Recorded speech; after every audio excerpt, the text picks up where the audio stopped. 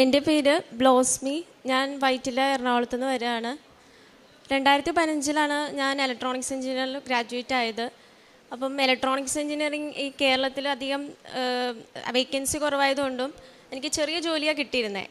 അപ്പോൾ കല്യാണം കഴിഞ്ഞ് കുഞ്ഞുങ്ങളൊക്കെ ആയപ്പം വീട്ടുകാർ പറഞ്ഞു ഇനിയിപ്പോൾ അതിന് പോകണ്ട, കാരണം കുഞ്ഞുങ്ങളൊക്കെ നോക്കണ്ടേ എന്ന് പറഞ്ഞ് ഇരുന്നു. അപ്പോൾ കുറേ കരിയർ ഗ്യാപ്പ് വന്നു. ഏകദേശം ഒരു 6-7 വർഷം കരിയർ ഗ്യാപ്പ് വന്നു. അപ്പോൾ 2023 ഞാനും ഹസ്ബൻഡും കുഞ്ഞുങ്ങളെല്ലാവരും കൂടി ഞങ്ങൾ വിചാരിച്ചൊന്ന് UK പോവാം.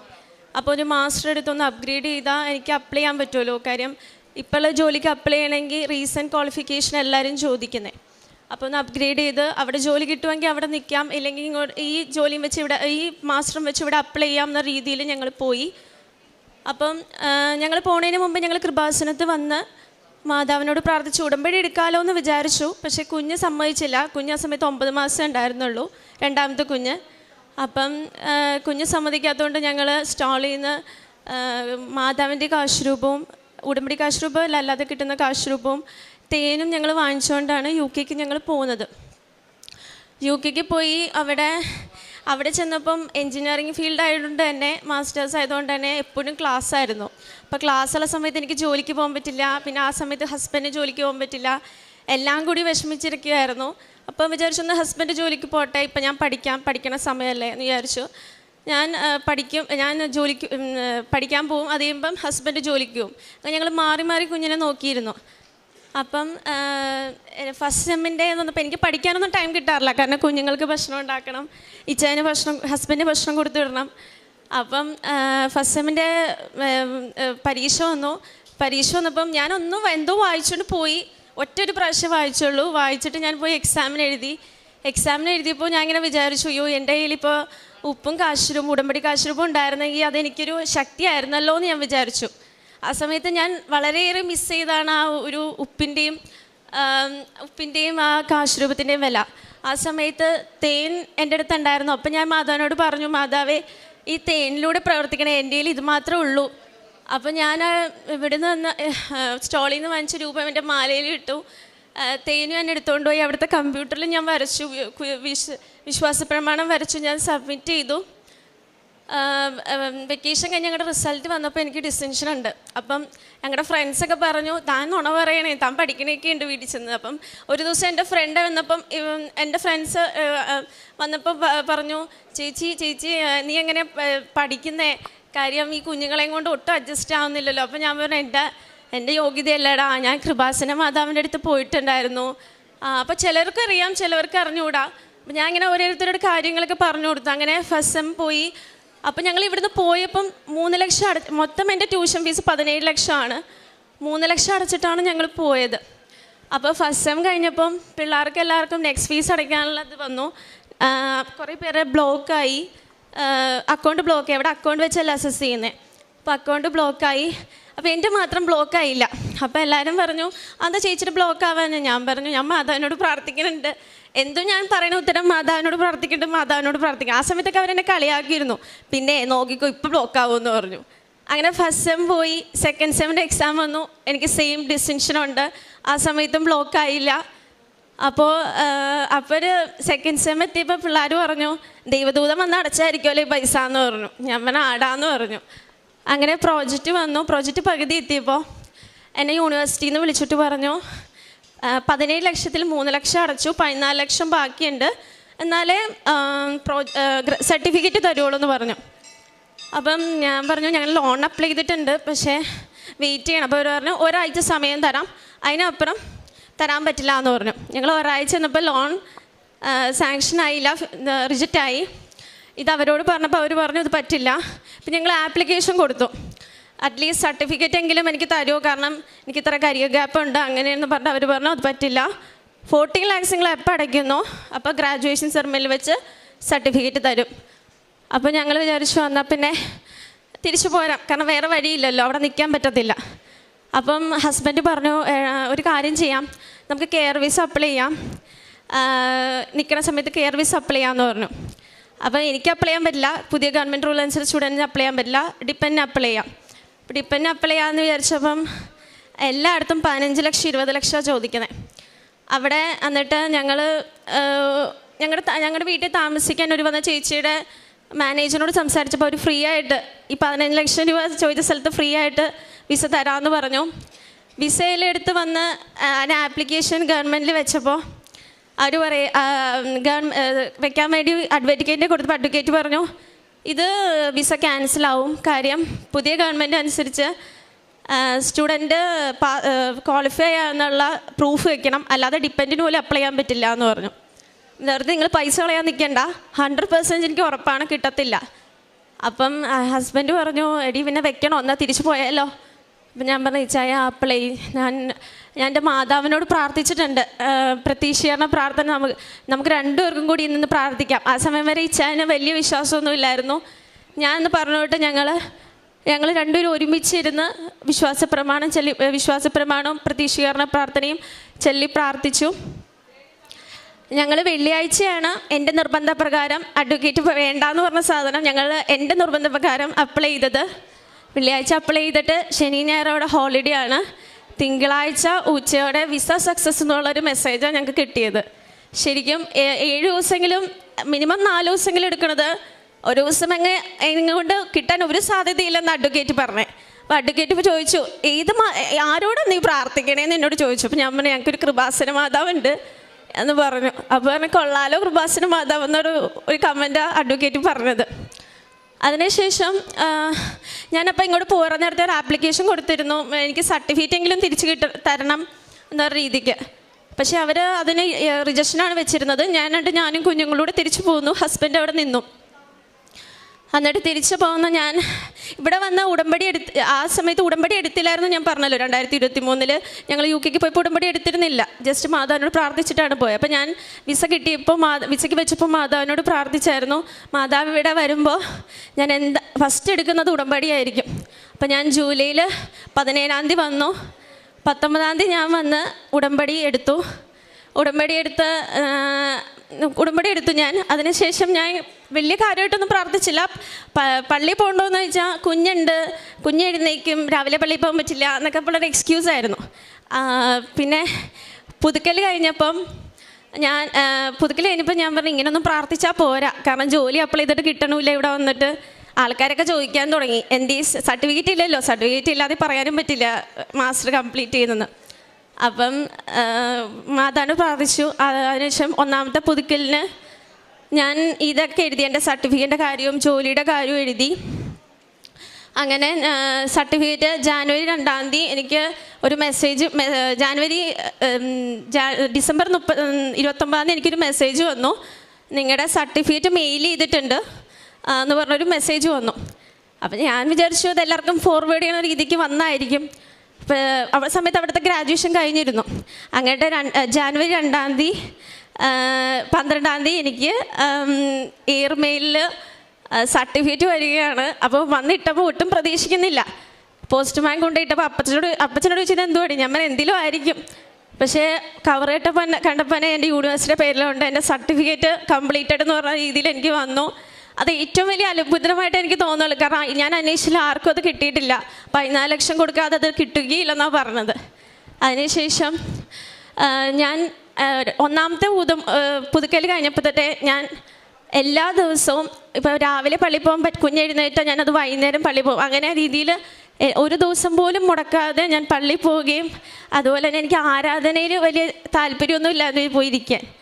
1ാമത്തെ പുതുക്കലിന് ശേഷം എനിക്ക് ആരാധനയിലിരുന്ന് ഇങ്ങനെ പ്രാർത്ഥിക്കാൻ, ഈശോയോട് ഇങ്ങനെ ഇരുന്ന് പ്രാർത്ഥിക്കാൻ വളരെയേറെ താല്പര്യം ഉണ്ടാവുകയും കൊന്ത ചൊല്ലിയും മറ്റുള്ളവർക്ക് വേണ്ടി പ്രാർത്ഥിക്കാൻ, മറ്റുള്ളവർക്ക് വേണ്ടി ഒട്ടും പ്രാർത്ഥിക്കാൻ ഇഷ്ടമില്ലാത്ത ആളായിരുന്നു. കാരണം മറ്റുള്ളവർ തന്നെ പ്രാർത്ഥിക്കട്ടെ, എന്തിനാ ഞാൻ പ്രാർത്ഥിക്കുന്ന ഒരു രീതിയായിരുന്നു. പക്ഷെ മറ്റുള്ളവർക്ക് വേണ്ടി പ്രാർത്ഥിക്കാനും മറ്റുള്ളവർ വിശുദ്ധിക്ക് വേണ്ടി പ്രാർത്ഥിക്കാനും ദൈവം എനിക്ക് അനുഗ്രഹിച്ചു. അപ്പോൾ എനിക്ക് ജോലിയുടെ കാര്യം ഞാൻ ഉടമ്പടിയിൽ എഴുതിയിട്ടുണ്ടായിരുന്നു. അപ്പം കുറേ അപ്ലൈ ചെയ്ത് കുറേ റിജക്ഷൻ വന്നു. അപ്പോൾ ദൈവമേ ഇതെന്താ കിട്ടാത്തതെന്നൊക്കെ എനിക്ക് ആദ്യം പരിഭവം ഉണ്ടായിരുന്നു. പിന്നെ ഞാൻ ഈശോയോട് പറഞ്ഞു, ഈശോ നിൻ്റെ ഹിതം എന്താണെന്ന് വെച്ചാൽ നടന്നോട്ടെ. അങ്ങനെ എനിക്ക് അപ്ലൈ ചെയ്തു, ഒരു അമേരിക്കൻ കമ്പനീനെ അപ്ലൈ ചെയ്തു.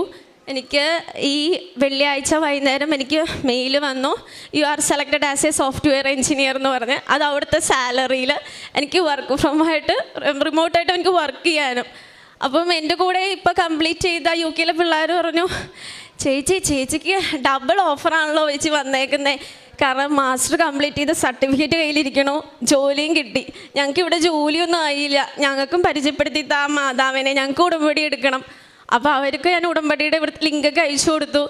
എന്നിട്ട് അവർ ഉടമ്പടി എടുത്തിട്ടുണ്ട്, അവർ പ്രാർത്ഥിക്കുന്നുണ്ട്, അവർക്ക് കുറേ അനുഗ്രഹങ്ങൾ കിട്ടുന്നുണ്ട്.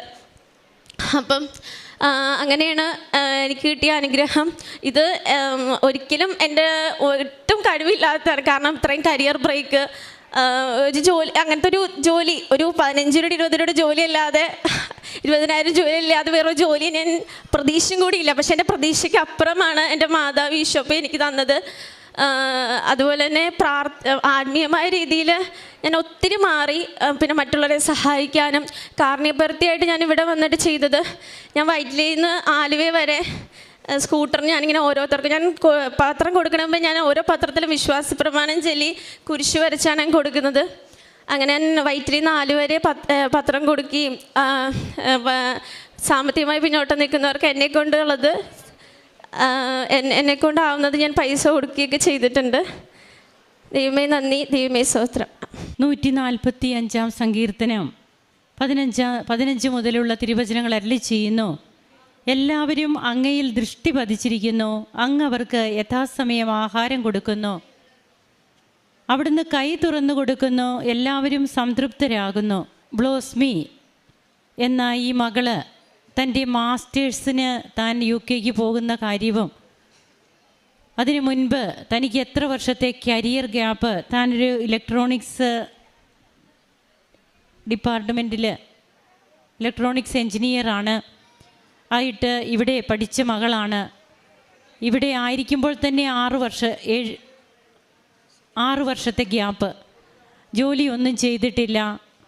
അങ്ങനെ ഉള്ള മകളാണ് പിന്നീട് മാസ്റ്റേഴ്സ് എടുക്കാൻ വേണ്ടിയിട്ട് സകുടുംബം UK പോവുക. അവിടെ ചെന്നതിന് ശേഷം തനിക്ക് പഠന സാഹചര്യങ്ങൾ കുറവായിരുന്നു. അമ്മയെ വന്ന് കണ്ടിട്ടാണ് പോകുന്നത്. UK തങ്ങൾ പോവുകയാണെന്ന് അമ്മയോട് പറഞ്ഞു ഈ കുടുംബം വന്ന്. നേർച്ച വസ്തുക്കളൊക്കെ സ്റ്റോളിൽ നിന്ന് വാങ്ങിച്ചു കൊണ്ടുപോയി എന്ന് നാം കേട്ടു.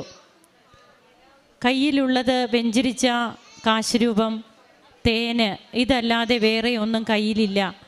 അങ്ങനെ തൻ്റെ മാസ്റ്റേഴ്സ് താൻ അവിടെ ചെയ്യുമ്പോൾ നേർച്ച വസ്തുക്കൾ, ഉടമ്പടി കാശുരൂപം, ഉടമ്പടി തൈലം, ഇതൊക്കെ തനിക്ക് ഉണ്ടായിരുന്നെങ്കിലെന്ന് ഈ മകൾ ആഗ്രഹിച്ചു എന്നാണ് സാക്ഷ്യത്തിൽ നാം കേൾക്കുക. അങ്ങനെ അവിടെ അമ്മയോടൊത്തുള്ള ഒരു ജീവിതം നയിക്കുവാനായിട്ട് പിന്നീട് ഈ മകൾ ട്രൈ ചെയ്യുന്നുണ്ട്.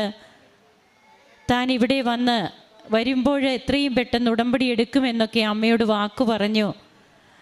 അങ്ങനെ തൻ്റെ യൂണിവേഴ്സിറ്റി എക്സാമിന് തനിക്ക് എങ്ങനെയാണ് ഏറ്റവും നല്ല ഒരു റിസൾട്ട് ലഭിക്കുന്നതെന്നൊക്കെ നാം കേട്ടു. 3 lakhs മാത്രമാണ് അവിടെ പേ ചെയ്തത്. 17 lakhs പേ ചെയ്യേണ്ടടുത്ത് 3 lakhs മാത്രം. പിന്നീട് അങ്ങോട്ട് പഠനം എല്ലാവരുടേതും ബ്ലോക്കായി അക്കൗണ്ട്, ഫീസ് അടയ്ക്കാതിരുന്നിട്ട്. എന്നാൽ അമ്മ ഈ മകളെ സംരക്ഷിക്കുന്നു, അക്കൗണ്ട് ബ്ലോക്കാകുന്നില്ല, പഠനം തുടരുന്നു.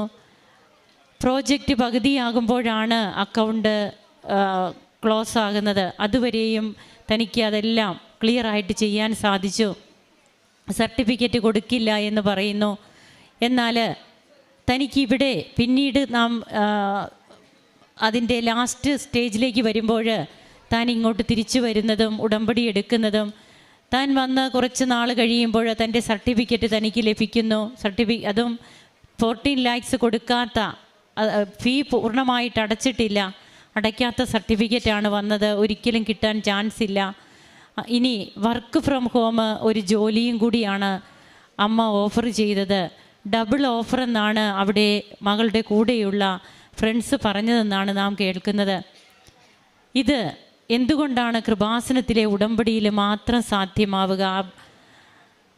ബഹുമാനപ്പെട്ട VP ജോസഫ് അച്ഛൻ്റെ തെദേവും എന്ന പുസ്തകത്തിൽ സെൻട്രൽ ഗവൺമെൻറ്റിൻ്റെ സീനിയർ ഫെല്ലോഷിപ്പ് പ്രോജക്റ്റിന്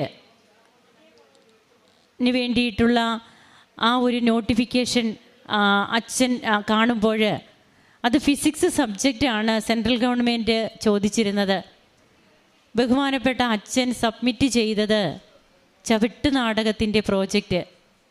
ചിന്തിക്കുമ്പോൾ എന്തൊരു വൈരുദ്ധ്യം, വിരോധാഭാസം എന്നൊക്കെ യുക്തിവാദികൾ പറയും.